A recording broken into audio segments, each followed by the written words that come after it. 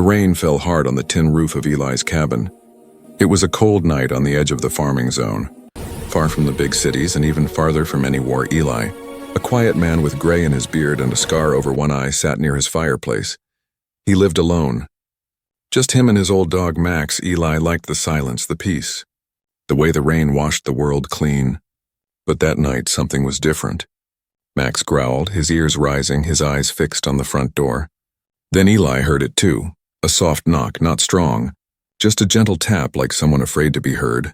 Eli stood, grabbed his light, and slowly opened the door, and there she was. A small figure stood in the mud, soaking wet, arms wrapped around herself. She wasn't human, not fully. Her skin was pale blue, her eyes glowed faintly like stars, and her clothes were torn, dirty, and too thin for the cold. She looked up at Eli, her lips trembling, her body shaking, but she said nothing. She looked hungry, scared, and lost. Eli didn't move for a moment, just stared. Then Max walked forward and sniffed the girl, his tail wagging slightly. The girl didn't flinch. Eli sighed and stepped aside. "Come in," he said, even though he didn't know if she understood him. She stepped in slowly, leaving muddy footprints on the wooden floor. He handed her a blanket and pointed to the fire. She sat down without a word, her eyes locked on the flames. Eli went to the kitchen and came back with a bowl of hot stew. She sniffed it, then ate like she hadn't seen food in days. Her hands shook, but she finished every drop. Then she curled up near Max and fell asleep, her breathing soft and fast, like a frightened animal finally resting. Eli sat in his chair watching her. She looked no older than 10, maybe younger. Where had she come from? What kind of parents would leave a child out in a storm like this? But Eli had seen too much of the galaxy to ask such questions out loud. He had fought in wars long ago, seen planets burn, and knew the universe didn't care about fairness still. Something about this girl touched a place in him he thought was dead. He threw another log on the fire and stayed awake. Just in case. Hours passed and the rain continued to fall. Lightning flashed through the window, and thunder shook the cabin. Then, in the middle of the night, the girl screamed. Eli jumped to his feet. Knocking over his chair, the girl sat up, eyes wide, breathing hard, looking around in panic. She shouted a word over and over, her voice full of fear. "Mother! Mother! Mother!" Eli knelt beside her, trying to calm her. "It's okay. You're safe now," he said. But she didn't understand. Or maybe she didn't believe him. She looked at the window, then at the door, then at Eli. Tears rolled down her cheeks, but she wasn't crying. Just silently breaking inside, Max rested his head on her lap, and she clung to his fur like it was the only thing keeping her from falling apart. Finally, she laid back down, still whispering the same word over and over. "Mother." Eli sat back down, troubled. There was something more to this child, something deeper, something dangerous. He didn't know it yet, but the moment he fed her, the moment he gave her warmth, he had become part of something much bigger, much older and much deadlier. Outside, the storm raged on, but inside the fire crackled, and the strange girl slept once more. And far above, beyond the clouds and lightning, something ancient had started to move, something that had felt the touch of blood and would come to repay it. The rain had stopped, but the ground was still wet and heavy with mud. Morning light came slowly, with gray clouds and the smell of wet earth. Eli stood at the window holding a cup of hot coffee, watching the girl sleep near the fireplace. She had not moved much during the night, but her face was tight, like she was still afraid even in her dreams. Max, the old dog, lay beside her, protecting her like she was part of the family already. Eli wasn't sure what he had done, but something inside him told him that letting her stay had changed everything. He sat down beside her quietly, not wanting to wake her. But the girl's eyes opened slowly, glowing soft and pale blue in the dim light. She sat up without saying anything and looked around like she didn't trust the peace. Eli offered her bread and warm soup, and she ate slowly this time, not like last night. Then he noticed something he hadn't seen before. There were strange glowing marks on her neck, thin lines moving under her skin like silver fire. He gently pointed to her arm, asking, "What is that?" She looked down, then quickly pulled her sleeve to cover it. Her face changed, her eyes wide with fear again. "It's okay," Eli said, raising both hands. "I'm not going to hurt you." She didn't speak, but she slowly reached out and took his hand. Then she turned her arm and showed him more of the glowing lines. They moved like liquid, forming shapes that looked like writing, symbols maybe, but nothing Eli could read. He had seen alien tech during the war, but this was different. It looked alive. She picked up a stick from the fireplace and drew something in the ashes. It was a triangle with a circle around it, and then she made a sharp cross through it. She tapped the symbol, then pointed at her arm. Eli didn't understand, but he felt the warning in her eyes. She was trying to say something dangerous was connected to those marks. He stood up and went to his old scanner, a dusty machine he used for checking crops. He pointed at the girl, asking if she would allow him to scan her. She hesitated, then nodded once. The scanner beeped and blinked but gave no results. Unknown species, no ID. No record, the machine said. Eli frowned. That's not normal. He tried again, but the screen stayed blank except for one flashing word. Marked. He didn't like that. He didn't like it at all. Later that day, Eli took the girl with him to the town market. Wrapped in a large cloak, people stared but said nothing. He went to an old trader named Gorn. A man who had traveled to many worlds, Gorn looked at the girl, then at the symbols barely showing on her neck. He stepped back, eyes full of fear. Where did you find her? Gorn whispered. She came to my door, Eli answered. Hungry, alone. Gorn shook his head. She's not alone. What do you mean? Gorn leaned closer, voice low. Those marks. They're not natural, they're bindings. She belongs to someone powerful. Who? Eli asked, but Gorn didn't answer. He grabbed his bag and said, if she's here. Her mother isn't far. He left the market, didn't even finish packing his things. Eli looked down at the girl, who was quietly drawing on the dirt again, the same warning symbol. That night, the cabin felt colder even though the fire was strong. Eli couldn't stop thinking about what Gorn said. He watched the girl as she sat near the window, her eyes on the stars. Where is your mother? He asked softly. The girl turned to him, her eyes glowing stronger for a moment. Then she raised her hand and pointed up into the sky, not just at the stars, but beyond them. Eli looked out the window and froze. Far above, high in the dark sky, something moved. Something that was not a star or a ship. It was a dark shape, slow and huge, drifting behind the clouds. The girl whispered something in a language Eli didn't understand, and the fire in the cabin flickered. Max growled again like last night, his eyes locked on the window. Then the girl turned around and did something strange. She placed her hand on the wooden floor and whispered again. A soft glowing pattern spread from her palm into the floor like roots of light. Eli took a step back, unsure what she was doing. But the glow faded after a few seconds, and she looked at him, calm now. It's coming, she said, her voice quiet but clear. Her first words in English. What's coming? Eli asked, heart racing. The girl stood up and walked to the fire, looking into the flames. Then she said just one word, a name. But it made Eli's blood turn cold. Mother. The next night was darker than usual. No stars, no moon. Only heavy clouds and a strange red color moving through the sky like fire behind smoke. Eli couldn't sleep. The girl's words kept echoing in his head. Mother. She sat by the window again, her small hands holding Max's fur tightly, her eyes glowing brighter than before. Eli checked the scanner one more time, but the machine showed nothing. No signal, no movement in the area. Yet the air felt heavy. It was the same feeling Eli had felt long ago before a bombing strike during the war, an invisible pressure, a silence before the storm. He looked outside and saw the trees shaking even though the wind was still. Then from far away, a low, deep sound rolled across the night.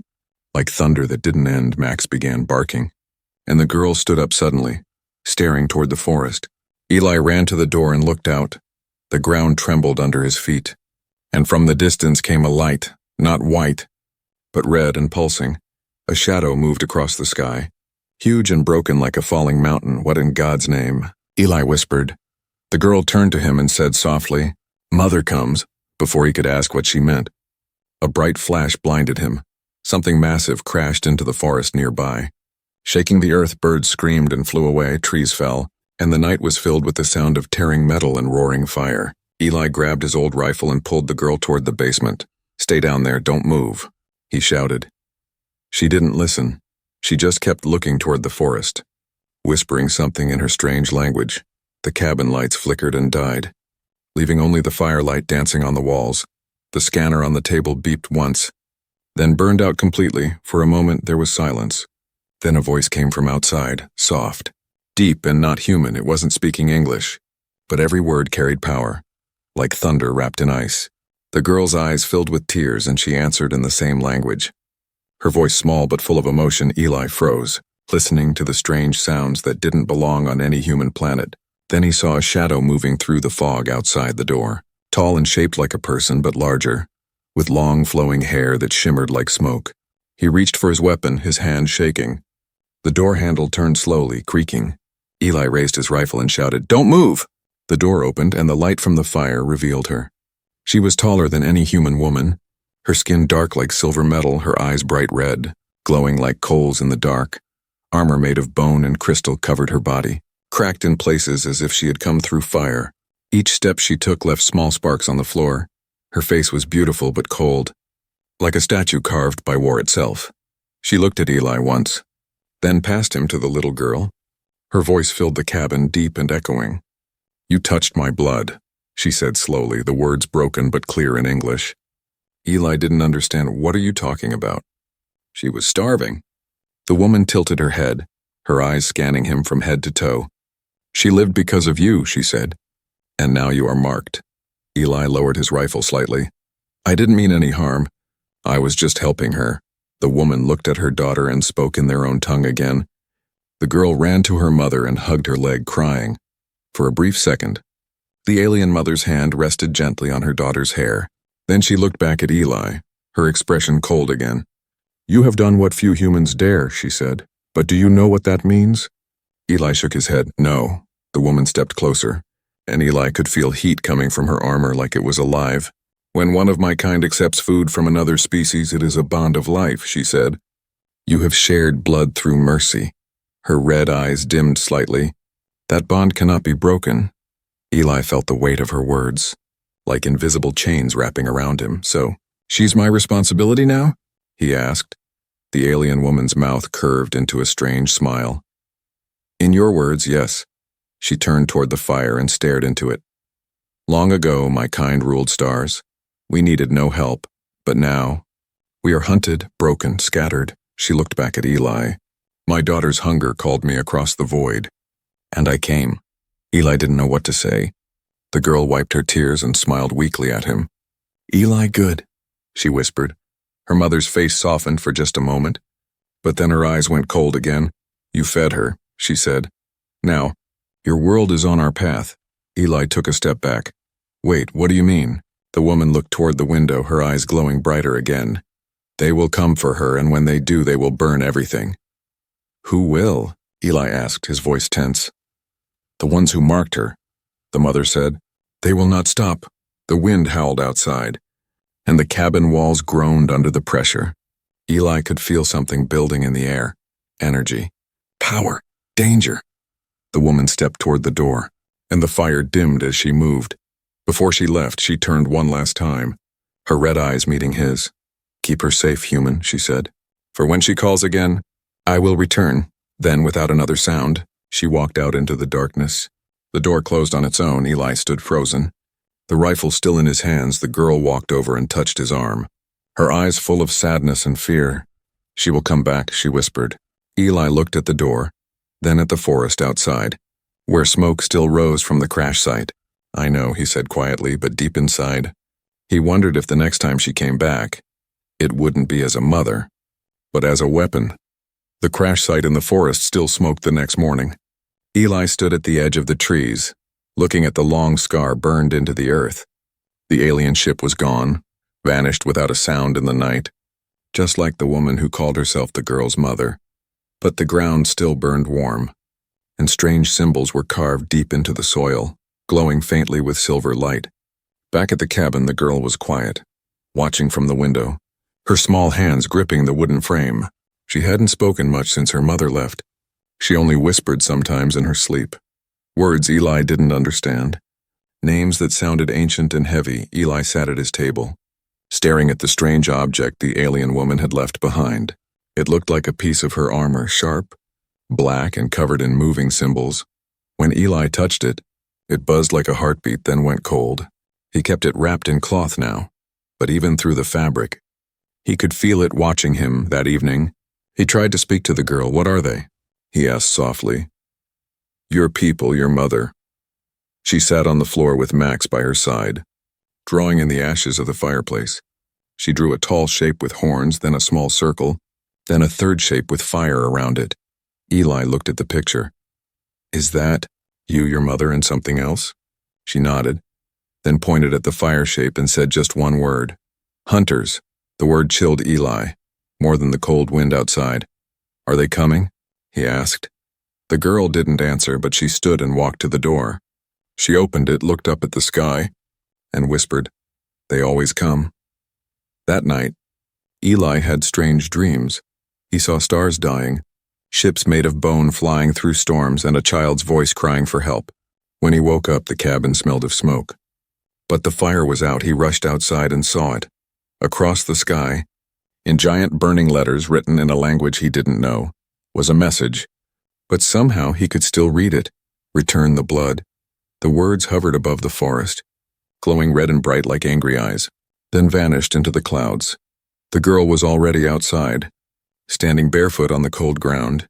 Staring at the empty sky, Eli pulled her inside, afraid someone had seen it, afraid others might come. "We have to leave," he said, but the girl shook her head. "Too late," she whispered. "They know." Later that day, Eli heard a sound, a humming, quiet at first, then louder, deeper. He stepped outside and saw 3 drones flying low. Scanning the land, they passed over the farm, circled twice, then flew away. Eli didn't like that, not one bit. He packed supplies, food, water, fuel, tools, anything they might need. But when he looked at the girl, she was drawing again. This time it was a different shape, one Eli had never seen. A symbol like a tree made of fire, roots stretching into stars, branches made of knives. "What does that mean?" he asked. She didn't look up, just said, "Mother's vow." That night, Eli found something strange outside his door. 3 dead birds placed in a triangle, their feathers burned but not touched by fire. Next to them was a bone, carved with the same moving marks as the armor piece. Eli stepped back, every hair on his body rising. The girl came outside, looked at the offering, and said, "They watch now." "Who?" Eli asked, but she didn't answer. Instead, she picked up the bone and held it to her forehead. The bone glowed softly, and her eyes turned pure white for a moment. When she opened them, she dropped the bone like it had burned her hand. "They come soon," she said. "They take what is marked." Eli clenched his fists. "Not if I stop them." The girl looked at him, her voice small. "You can't stop them." "Only she can." Eli's heart sank. "Then we call your mother." The girl shook her head. "She only comes if I bleed." Eli stared at her, shocked. "What?" "It is the way," she whispered, "to call blood. You must give blood." "No," Eli said firmly. "There has to be another way." The wind outside picked up. The clouds rolled fast across the sky. Thunder cracked, but there was no rain. Eli went inside and closed every window, every door.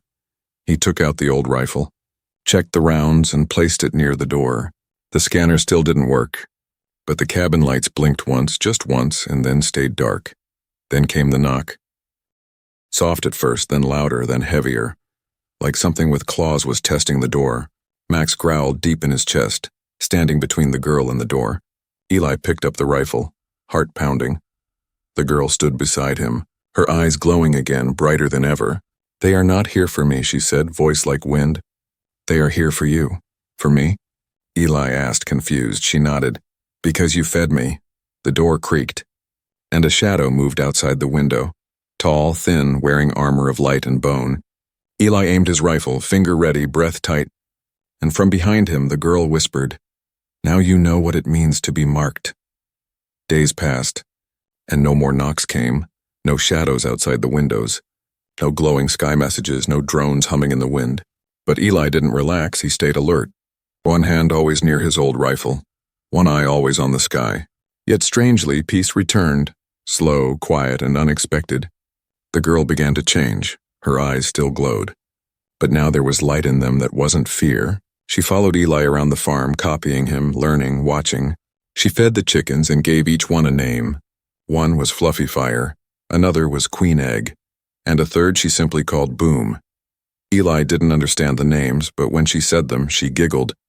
The first time Eli heard her laugh, he stopped what he was doing. It was a small sound, light and gentle, but it shook him more than thunder.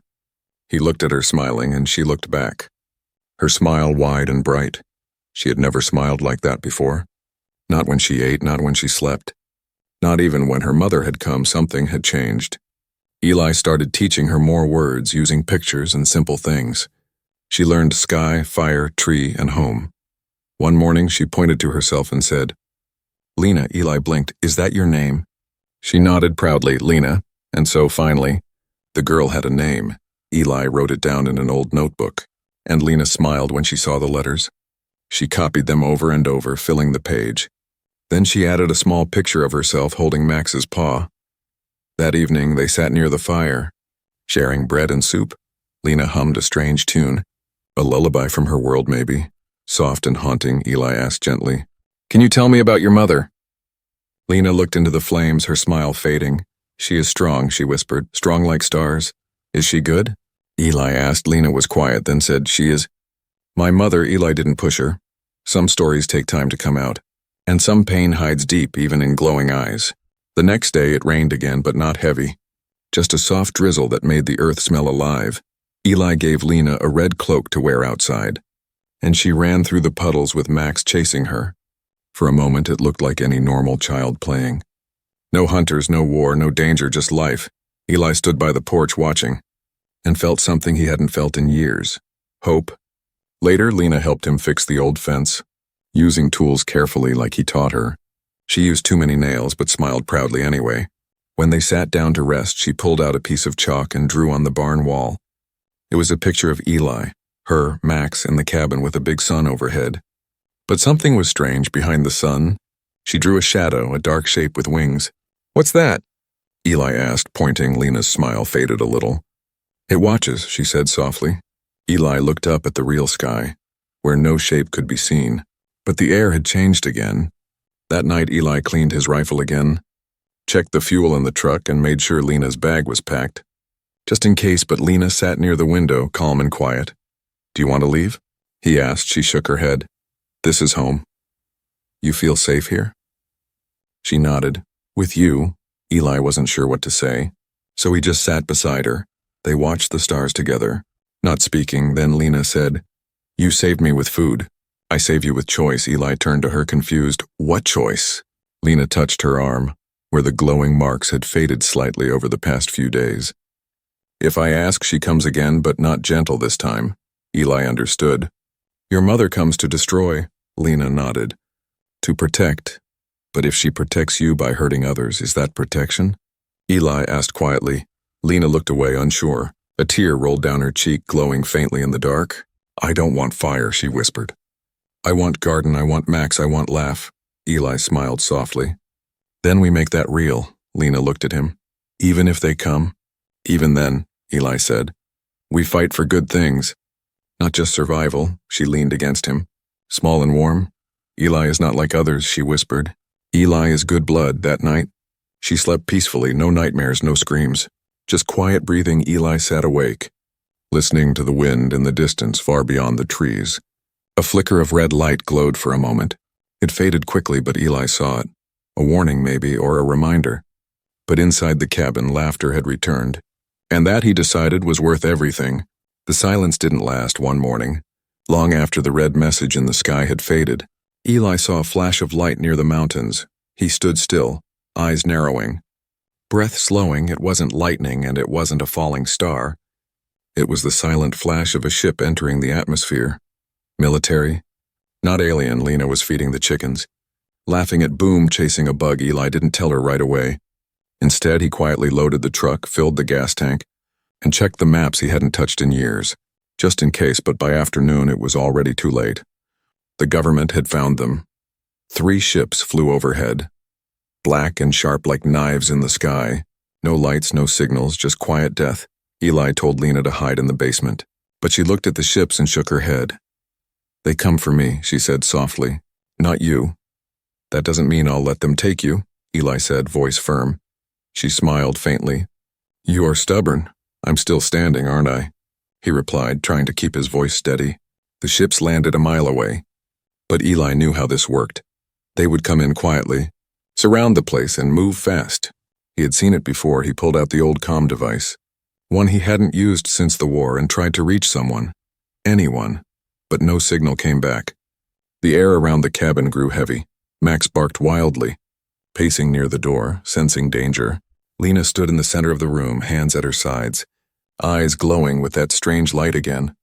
She wasn't afraid. She looked like she was waiting. Eli put on his coat, grabbed his rifle, and stood by the door. "They don't care that you're just a child," he muttered. "To them, you're an unknown life form. And that means threat." "I know," she whispered, "but they don't understand." "I'm not alone," Eli frowned. "Your mother?" Lena nodded. "She hears me even when I say nothing."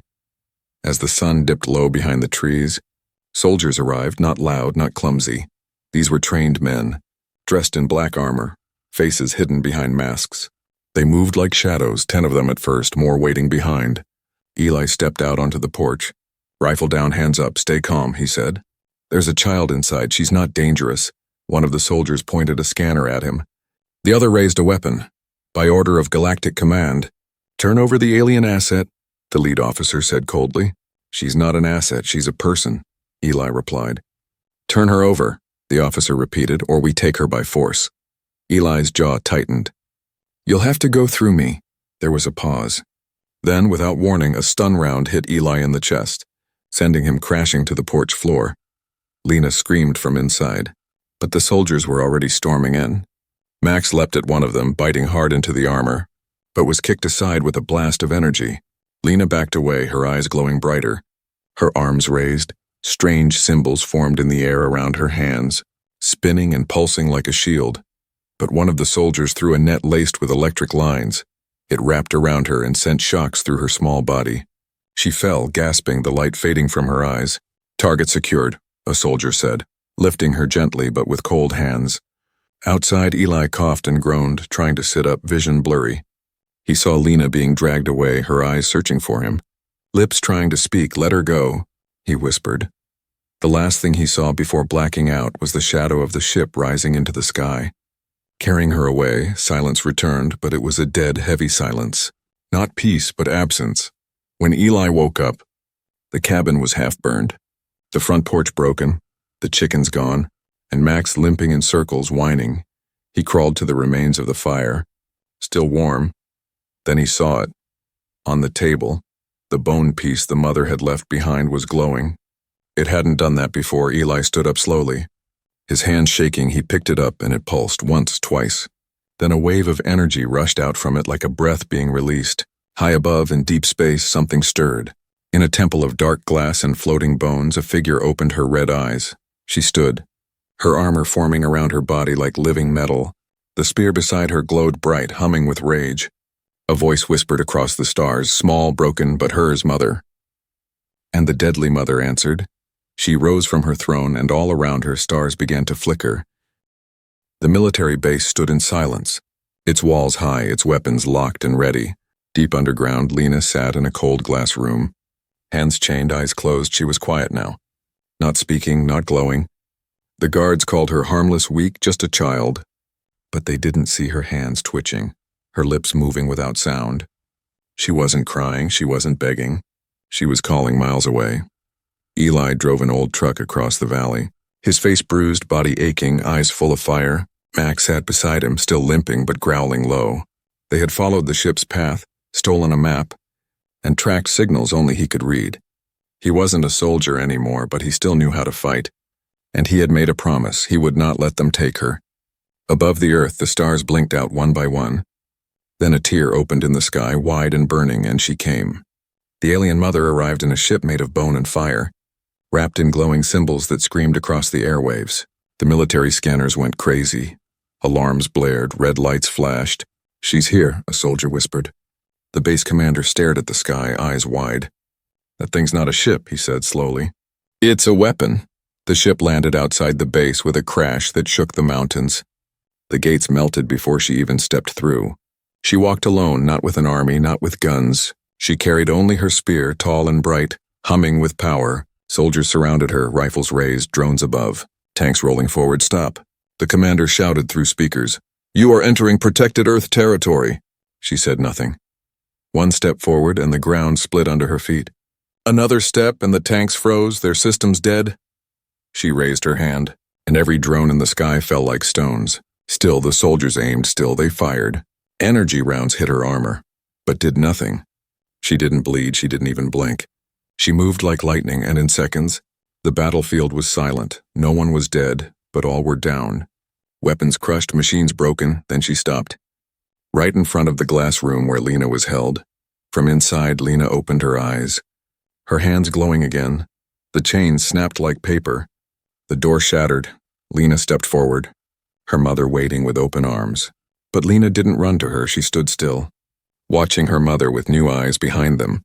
Eli entered the base, broken gates, fallen soldiers, and smoke all around. He didn't need to fight. The fight had already ended. He walked slowly, rifle down, heart pounding. When he saw Lena, he called her name, Lena. She turned and ran to him, tears in her eyes, arms wide. He dropped to his knees and caught her, hugging her tight. "I'm sorry," he whispered. "I should have protected you." She shook her head. "You came." Then the alien mother walked toward them, spear in hand. Soldiers crawled away. Afraid, but Eli stood up, facing her. "No more fighting," he said. "You have her now." The mother looked down at him, her red eyes softer than before. "She called me," she said. "I answered." Eli nodded. "I understand." She was hurt, the mother added. "And I swore I'd destroy the world that did it." "But this world didn't hurt her," Eli said. "Only men did." The mother paused, her spear dimming slightly. Lena stepped between them, holding both their hands. "I choose," she said softly. "I stay here." The mother looked at her child. "Surprised I want garden," Lena whispered. "I want fire, I want Max, I want laugh." The mother lowered her head. "Heart heavy, you will not be safe," she warned. "I will be loved," Lena replied. And that changed everything. The spear melted into light and vanished. The armor faded from her body. She stepped back, her face full of sorrow and pride. "Then this man," she said, nodding to Eli. "Is now your blood, I accept," Lena said. Holding Eli's hand tighter, the mother looked around one last time and said to the air, "If they come again, I will return." And with a final step, she vanished into dust and wind. Above the base, the clouds parted, and the stars shone bright again. Eli carried Lena out of the broken building. Soldiers watching in silence, no one stopped him. No one dared, they returned home. Back to the little cabin, the chickens, the garden. The drawings on the barn wall. Lena laughed again, louder this time, full of life. And Eli smiled, knowing one truth: he had fed a hungry child and gained a family the stars would never forget. But far across the galaxy, in the shadows between suns, unseen eyes still watched, and one of them whispered, "Another human has been marked."